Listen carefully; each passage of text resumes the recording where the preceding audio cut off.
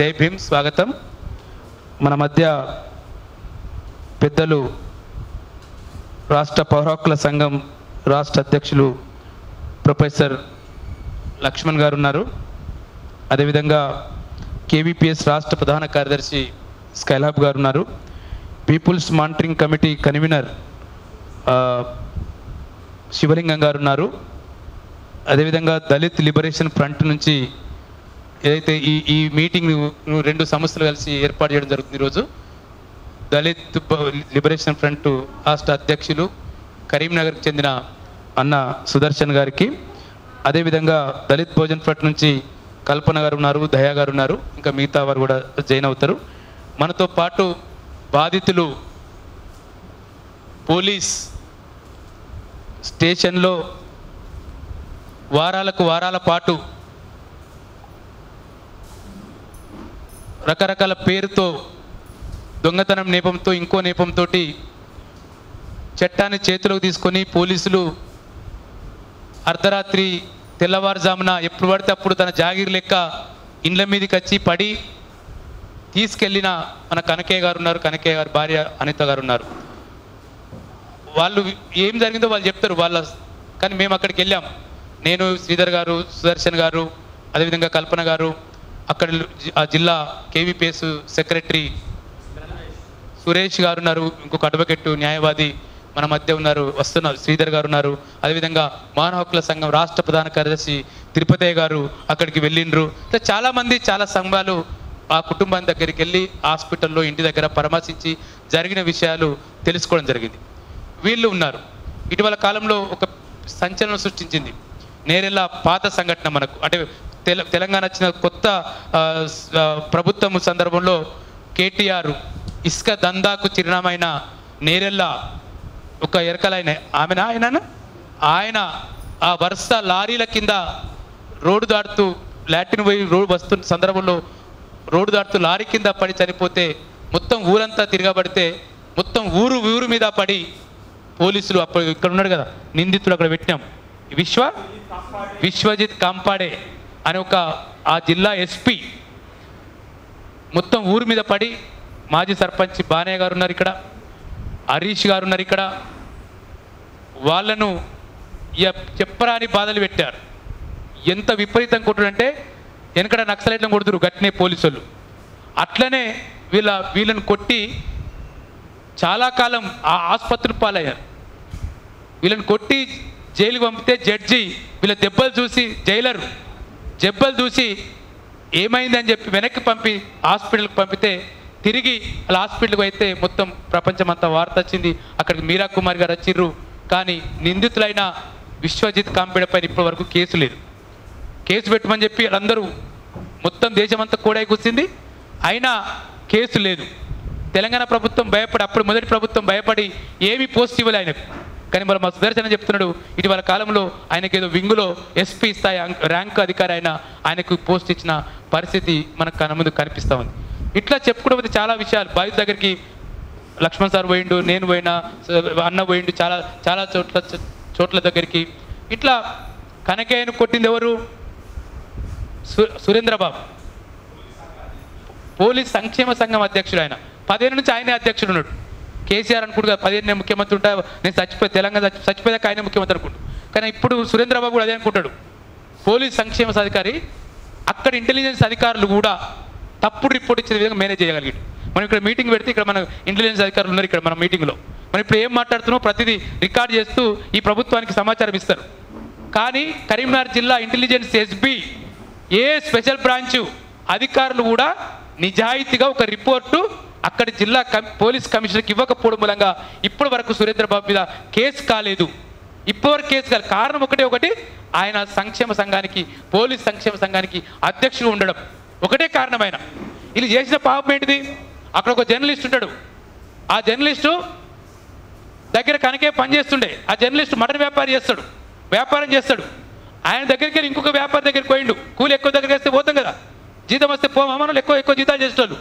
అట్లా పోతే ఎప్పుడో ఏప్రిల్ దొంగతనం జరిగితే జూన్ 11వ తేదీ నాడు ఒకసారి పట్టుకపోయాడు, జూన్ 26వ తేదీ నాడు ఒకసారి పట్టుకపోయాడు, ఇష్టం వచ్చినట్టు పట్టుకపోయి ఇప్పటికి కూడా ఆయనను కనిపిస్తే నీ సంగతి చెప్తా అని చెప్పి ఆయనను, ఆయన బామ్మారిదిని, కుటుంబ సభ్యులను ఎప్పుడు పడితే అప్పుడు ఇంకా బెదిరిస్తూ ఉన్నాడు. ఇది తెలంగాణలో ఉన్నాం. తెలంగాణ ముఖ్యమంత్రి ఏం చెప్పిండు? మేము 6 గ్యారంటీ ఇచ్చినాం, 7వ గ్యారంటీ ప్రజాస్వామ్య పరిరక్షణ. లక్ష్మణ్ సార్ చెప్తాడు, ప్రజాస్వామ్య పరిరక్షణ అంటే ఏంటిది? మన హక్కుల్ని రక్షించాలి, మన అభిప్రాయాలు పరిలోకి తీసుకోవాలి. దొంగతనం చేయని నేరం వేసి కనకయ్య మీద ఆయన మంచి హార్డ్ వర్కర్, ఆయన బలంగా ఉంటుండే. 4 నెలల కింద చూస్తుంటే విపరీతంగా తట్టిగురి చేసి ఎక్కడ పడితే అక్కడ 4, 6 పోలీసులు, వెనకడ నక్సలైట్లను కొట్టినట్టే. వెనకడ నక్సలైట్ కరీంనగర్ పోలీసులు అంటే పెద్ద చరిత్ర చూసిన నక్సలైట్ పోలీసులు వాళ్ళు. అదే ట్రీట్మెంట్ని తిరిగి ఒక అమాయక గిరిజన కూలి, ఒక ఎరకలకు సంబంధించిన కులము, భూమి లేదు, సరిగా ఇల్లు లేదు, అటువంటి ఆయన మీద పోలీసులు ప్రతాపం చూపించారు. మేము ఇంటెలిజెన్స్ అధికారులు చెప్తున్నాం, ఇప్పటికీ సురేంద్రబాబు ఒక్క చర్య కూడా అక్కడికి పోలీస్ కమిషన్ తీసుకోలేదు. దయచేసి మీరు డీజీపీకి రికమెండ్ చేయండి. మేము ఇది అన్యాయంగా మాట్లాడతలేము, సురేంద్రబాబు మీద మేము తప్పుడు చేస్తలేము, బాధితులు సాక్ష్యం ఉన్నారు. ఇప్పటికీ వాళ్ళని బెదిరిస్తూ ఉన్నారు, వేధిస్తూ ఉన్నారు. రెండోది, మీరు ఇంకో సంఘటన చూసిర్రు, షాద్నగర్ సంఘటన. ముఖ్యమంత్రి గారు స్పందించారు, మేము ఆయన కృతజ్ఞత చెప్తున్నాం. స్పందించడమే కాదు, స్పందించి సస్పెండ్ చేసిర్రు. కానీ మేము ఈ 2 సంవత్సరాలుగా లేదు, రౌండ్ టేబుల్గా మేము డిమాండ్ ఏం చేస్తున్నామంటే వాళ్ళని శాశ్వతంగా ఉద్యోగాల నుంచి తీసేయాలి. ఎంత పచ్చి బూతులు అంటే, మేము నిన్న రోహిత్ ఉన్నారు ఇక్కడ, మహానవకుల నుంచి రోహిత్ గారు వచ్చిర్రు. రోహిత్ గారు, కల్పన గారు, నేను, ఇంకా కొంతమంది టీము అక్కడికి బషీరాబాద్ పోతే కళావతమ్మ అని ఒక ఎస్సీ మాదిగా ఉమెను, 45-50 ఏళ్ళు ఉంటాయి. ఆమె చేసిన పాపం ఏంటంటే, ఆమె కొడుకు పేరు నరేష్, ఆయన క్లాస్మేట్ కాశింపల్లి, పక్కన కాశింపల్లి ఉంటుంది వాళ్ళ నవల్గా.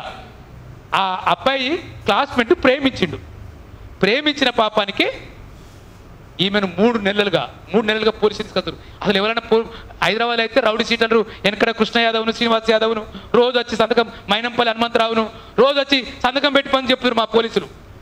ఒక్క కూలి వాళ్ళ భర్త జీతగాడు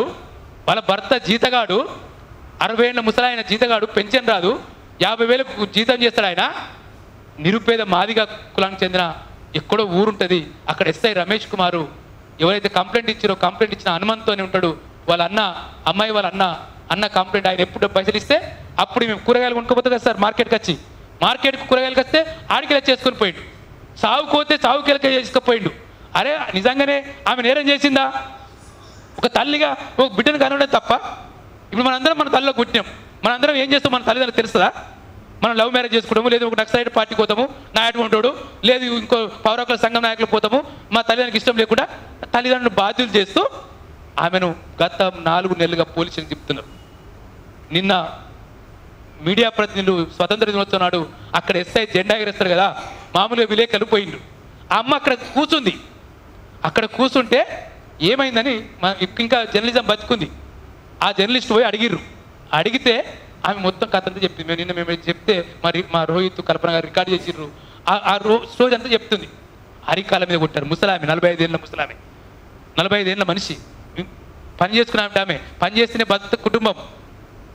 వాళ్ళకి ఎప్పుడు ఇష్టం వస్తే శ్రీధరన్ ఇక్కడ రండి, ఎప్పుడు ఇష్టం వస్తే అట్లా కొట్టడం, కాళ్ళ మీద చేతుల మీద నీళ్లు తాగుతామంటే ఉచ్చదాగని చెప్పాడు. బ్లడ్ ప్రెస్ ఎస్ఐ కదా, ఎస్ఐ ట్రైనింగ్లు ఇదే చెప్తుండా? ఒక ఎస్ఐకి ఏం ట్రైనింగ్ ఇస్తారు? ఫ్రెండ్లీ పోలీస్ అంటారు కదా మన డీజీపీ మహేందర్ రెడ్డి, లేకపోతే ఇప్పుడు డీజీపీ పేరు ఏం పేరు సార్? ఆయన పేరు జితేందర్ సింగ్, లేదా అంతకంటే ముందు రవి గుప్తా ఉండే. వీళ్ళందరూ ఏం చెప్పిండ్రు?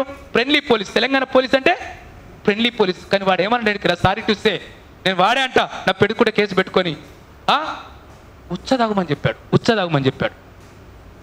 నీళ్ళు తాగితే ఒక మహిళా కానిస్టేబుల్ పోయి నీళ్ళు ఇస్తే ఆమెను తిట్టాడు. ఏం నీకు చుట్టమా, నీకు నీళ్ళు ఇస్తున్నావు అని. మహిళలు అంటే కొద్దిగా ప్రేమ ఉంటుంది కదా. ఒక పోలీస్ స్టేషన్లో కూడా పోలీసులు అందరూ నేరస్తులు ఏమి ఉండరు. మేము తను తినొచ్చిన పోలీస్ స్టేషన్లో కొట్టాడు, మంచివాడు గో తెచ్చి పెడతాడు, మంచివాడు నీళ్ళు తెచ్చి పెడతారు, మంచి అయినా గోలు తెచ్చి పెడతాడు. పోలీస్ స్టేషన్లో తను తింటి ఇవన్నీ చేస్తారు. ఆమె ఒక కానిస్టేబుల్ ఇస్తే ఆమెను విపరీతంగా తిట్టిండు. ఆ ఎస్ఐకి ఎప్పుడు ఇష్టం వచ్చినప్పుడల్లా ఆమెను పిలవాలి. ఆమె యాక్చువల్గా పిలుద్దాం అనుకున్నాం ఇక్కడికి, మా రోహిత్ అద్దన్నాడు, ఎందుకంటే సంఘటన జరిగింది, ఇటువంటి వాళ్ళు పెద్దలందరూ ఆమెను పరామర్శించుకు పోతారు, ఆమెను మనం పిలవద్దు, అక్కడే ఉంచమని చెప్పి మేము అక్కడ నిర్ణయం చేసుకొని ఆమెను అక్కడ ఉంచాం. విపరీతంగా నోటుకి ఎట్లయితే బూతులు అట్లయితే కొట్టిన సందర్భం ఉంది ఒక మామూలు దళిత మహిళ మీద. అది ఎవరి జిల్లా? ఈ రాష్ట్రానికి ముఖ్యమంత్రిగా ప్రాతినిధ్యం వహిస్తుండు, ఈ రాష్ట్రానికి హోంమంత్రిగా ప్రాతినిధ్యం వహిస్తున్న రేవంత్ రెడ్డి గారి జిల్లా అది. ఆయన పక్క నియోజకవర్గం. మేము నిన్న రాత్రి 10 గంటలకు కొడంగల్లో నిరసన చెప్పొచ్చాం అంబేద్కర్ స్టాచ్యూ దగ్గర. అయ్యా ముఖ్యమంత్రి గారు, నీ నియోజకవర్గం నీ జిల్లాలో ఇటువంటి అన్యాయం జరుగుతుందని చెప్పి. షాద్నగర్ ఇంకా ఘోరం. 11 జగదీష్ అని 9వ తరగతి చదువుకుంటాడు.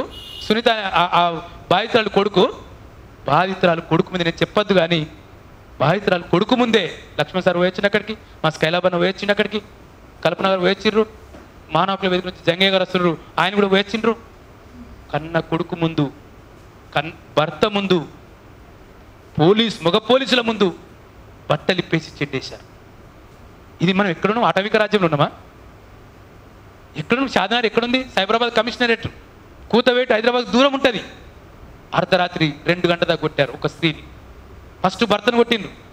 ఎవరైతే కంప్లైంట్ ఇస్తాడో వానితోనే చెడు తెప్పించారు, చాట్ వానితోనే చెడు తెప్పించి ఆయన కేసు కొడితే ఆయనే మామూలు కొద్ది గట్టి మనిషి, నేను ఏం చేయలేదు, నేరం చేయలేదని చెప్తే ఆయన వదిలేసారు. తర్వాత ఈమెను కొట్టిరు. తర్వాత 9వ తరగతి పిల్లగాడు, 13 సంవత్సరాల పిల్లగాడు జగదీష్ అని 9th చదువుతున్నాడు. అక్కడ జిల్లా పరిషత్, ఫరూక్ నగర్ జిల్లా పరిషత్లో హై స్కూల్లో చదువుతున్నాడు. ఆ పిల్లగాన్ని విపరీతంగా కొట్టిన పరిస్థితి. ఇట్లా చెప్పుకుంటూ పోతే తెలంగాణ వచ్చిన తర్వాత మా రోహిత్ ఒక నివేదిక ఇచ్చాడు, వీక్షణ పత్రికలు రాశాడు. ఒక 15 మంది లాకప్ డెత్లకు గురయ్యారు. పోలీసులు చంపేశారు. మీరందరూ మరియమ్మ పేరున్నారు కదా, వీళ్ళందరూ బతికొచ్చిర్రు, వీళ్ళందరికీ థ్యాంక్స్. ఇలా భూమి ఇంకా నూకలు ఉన్నట్టు బాకీ ఉన్నాయి. మా నేరేళ్ళ హరీష్ని చూస్తే, ఆనాడు హరీష్ని చూస్తే హరీష్ నడవలేని పరిస్థితి. ఆ రోజు మా బాణాన్ని ఉన్నాడు, sarpanch, X sarpanch, best sarpanch, X sarpanch. Sircilla హాస్పిటల్లో ఆయన పోయి మేము చూసినాం. అప్పుడు మా చర్చల చంద్రానికి ఇట్లా పోయి చూస్తే నడవలేని ఒక ప్రథమ పౌరుడు.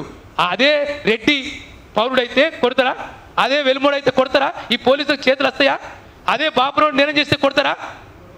వీళ్ళు దళితులు, బీసీలు, వెనుకబడ్డ తరగతులు కాబట్టి కొట్టగలిగిన పోలీసులు. అంటే వెనకట ఊర్లలో లక్ష్మణ్ సార్ పెద్దగా చెప్తారు విషయాలు. వెనకట ఊర్లలో దొరలు అట్టే ఎదురు. మనం తెలంగాణ పోరాటం విన్నాం కదా, మా తాకలాయిలో మనో దొడ్డి కొమరైనో ఆ ఊళ్ళలో దొరలు ఉంటుర్రి. అరే అంటే మరి గడి ముందుకని నడుచుకుపోయే పరిస్థితులు. ఇవాళ తెలంగాణలో తిరిగి అదే పరిస్థితి వచ్చినాయి. ఊరిలో, గ్రామీణ ప్రాంతాల్లో దొరలు ఎట్లా అకృత్యాలు చేశారో అదేవిధంగా ఇవాళ చట్టబద్ధంగా, రాజ్యాంగబద్ధంగా ఉద్యోగం సాధించిన పోలీస్ అధికారులు ఇవాళ చేస్తున్న పరిస్థితి ఉంది. వాళ్ళ భాష చూస్తే మనిషికి ఉండే భాష లేదు. కాకి డ్రెస్ ఒంటి మీద రాగానే మొత్తం బూతులు, అవే పోవే వెసాయి. వాడి వయసుకి ఇంతే ఉంటుంది. 20-25 ఏళ్ళకి ఎస్ఐ అవుతుండే వాళ్ళడు. 30-40 ఏళ్ళ మనిషిని పట్టుకొని వస్తే అంటాడు వాడు. వాడికి అమ్ముండదా, వానికి హక్కు ఉండదా? ఈ భాష మాట్లాడుతున్నారు. ఈ భాష మాట్లాడదని చెప్పి ఈ మీటింగ్ సాక్షిగా పోలీస్ అధికారులకు హెచ్చరిస్తున్నాం. లేకపోతే మేము ప్రజాకోర్టులో మీ సంగతి తేల్చాం. డిఐ రామరెడ్డి ఏడు ఇప్పుడు? డిఐ రామరెడ్డి ఎక్కడున్నాడు? సస్పెండ్ అయినాడు. రేపో మాపో నాకు నేను ఒక ఇంటెలిజెన్స్ అధికారి చెప్పిండు, అన్న నువ్వు ఏం మీటింగ్ పెడుతున్నావు అంటే మావాడు అరెస్ట్ అవుతాడని చెప్పిండు. మావాడు రేపో మాపో డిఐ రామరెడ్డి జైలుకు పోతాడు, గుర్తుపెట్టుకోండి. ఆయన చుట్టూన్న 5 కానిస్టేబుల్ అరెస్ట్ అయిపోతారు. ఇట్లా కనకయ్య కేసులో కూడా కొట్టిన సురేంద్రబాబు కూడా జైలుకు పోతాడు. చట్టం పవర్ఫుల్. మాకంటే ఎక్కువ మంది చట్టం గురించి చెప్పేటప్పుడు చట్టం పవర్ఫుల్, కోర్టు పవర్ఫుల్. కోర్టు ముందు వాడెంతటోడైనా, ఇక్కడి ముఖ్యమంత్రి అయినా, ఇక్కడ హోం మంత్రి అయినా, ఇక్కడ డీజీపీ అయినా, ఇక్కడ మాట్లాడే శంకర్ అయినా, ఎవరైనా చట్టం ముందు తలవంచాల్సిందే. చట్టం కింద నేరం చేస్తే శిక్ష పడాల్సిందే. కానీ పోలీసు ముసుగులో, లాఠీ ముసుగులో ఎంత సైర్యవ్యానం వాళ్ళు చెప్తుంటే కళ్ళకి నీళ్ళు ఆగట్లేదు. బూట్లు ఇస్తానుడు మామూలు స్త్రీలు. వీళ్ళు ఆదాని అంబానీని వదిలేస్తారు. ఇంకో మోడీ నీవారో ఎవడో వాడిని వదిలేస్తారు. లక్షల కోట్లు తీసుకున్న మై హోమ్ అని వదిలేస్తారు. లేదు ఇంకోని వదిలేస్తారు. భూములు కబ్జా చేసిన వదిలేస్తారు. కానీ చిన్న దొంగతనం 6 పిల్లల గొర్రెలకు మా కనకేయని కొట్టాడు. అక్కడ 20 తులాల బంగారానికి అక్కడ సునీతను కొట్టడము, అక్కడ బిడ్డ కొడుకు ఇంకో ఆమెతో ప్రేమ వివాహం చేసుకుంటే అక్కడ కళావతిని కొట్టడము. మనకు మరియమ్మ సంఘటన కూడా తెలుసు. మరియమ్మ సంఘటన ఏమైంది? మొత్తం ఉద్యోగాల నుంచి శాశ్వతంగా తొలగించబడ్డారు. వాళ్ళ మీద ఎఫ్ఐఆర్ అయింది. పోలీసులు అనుకుంటాం కదా, పోలీసుల మీద ఎఫ్ఐఆర్ కాదు, మేము దార్కాలం అనుకుంటారు. కానీ మీరు ఇలా అన్ని పేపర్లు చదవండి. ఇలా అన్ని పేపర్లో షాద్నగర్ పోలీసుల పైన అట్రాసిటీ కేసులు నమోదు చూసిరా? మీరు చదివిన వలన చట్టం పవర్ఫుల్. ఆయన డిఐ అయినా, ఆయన ఎస్ఐ అయినా, ఆయన పోలీస్ అయినా, పోలీస్ కేసు అయింది. ఒక బాధితుడు కంప్లైంట్ ఇస్తే కానీ పోలీసులు ప్రేమతో చేయలేదు. మనకంటే ముందు అక్కడికి ఎస్సీ కమిషన్ వెళ్ళింది. ఇక్కడ సంఘాల కంటే మొట్టమొదటిసారి ఫస్ట్ టైం చరిత్రలో, తెలంగాణ చరిత్రలో ఒక ఎస్సీ కమిషన్ బాధితుడి దగ్గరికి సంఘాల కంటే పౌర హక్కుల సంఘం, మానవ హక్కుల సంఘం, దళిత సంఘం, కేవీపీఎస్, డిబిఎఫ్ల కంటే ముందు ఎస్సీ ఎస్టీ కమిషన్ చైర్మన్ పోయిండు. అక్కడ ఈ రాష్ట్ర ఎస్సీ కార్పొరేషన్ చైర్మన్ పోయిండు. పోయి బాధితులకు మేము అండగా ఉందామని చెప్పారు. కానీ కేసు పెట్టలేదు. కానీ వరుసగా అన్ని సంఘాలు, ఓనాడు సిఎల్సి, ఓనాడు కేవీపీఎస్, ఓనాడు డిబిఎఫ్, ఓనాడు మహిళా సంఘాలు, ఓనాడు మహిళా కమిషన్ చైర్మన్, ఇట్లా అందరూ పోతుంటే తప్పని పరిస్థితులు ఇవాళ సునీత మీద దాడి చేసిన ఒక డిఐ మీద ఒక 4 కానిస్టేబుల్ మీద ఎఫ్ఐఆర్ ఇష్యూ అయింది. ఇట్లా చెప్పుకుంటూ పోతే చాలా ఇష్యూ ఉన్నాయి. ఒక దళిత ఎస్ఐ ఆత్మహత్య చేసుకున్నాడు మొన్న, శ్రీనివాస్ గారు వరంగల్లో. ఆయన కూడా వేధించాడు ఒక ఆయన, సిఐ జితేందర్ రెడ్డినా సిఐ జితేందర్ రెడ్డి, ఆయన కూడా ఎఫ్ఐఆర్ అయింది.